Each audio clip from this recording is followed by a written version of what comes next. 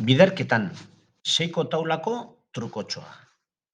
Beno, badakigu, sei bider bat, sei dela, eta sei bider hamar, 60 dela. Bale? Bueno, hori jakinda, trukotxonek balio du, seiko taulan zenbaki bikoitiekin biderkatzeko. Hau da, 2, 4, 6 eta 8 zenbakiekin.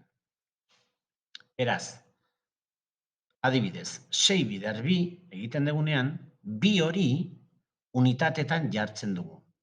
Bale? Eta gero, 10ekoetan, zenbaki, unitatetan jarritako zenbaki horren erdia. 1.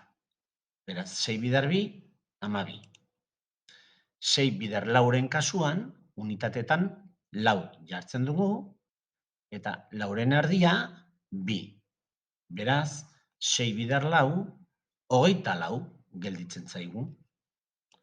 6 bider 6-en kasuan, unitatetan 6 eta bere erdia 3.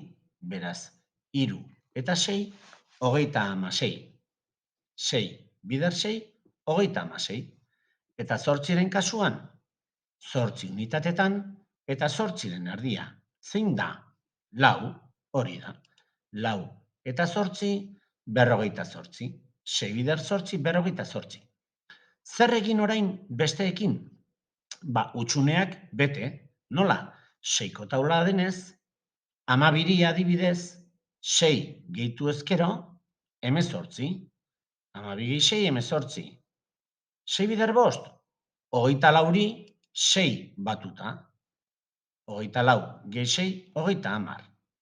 Eta horrela, 6 bider 7, 42 izango litzateke, eta 6 bider 9, hori da, 48 gehi 6, 54.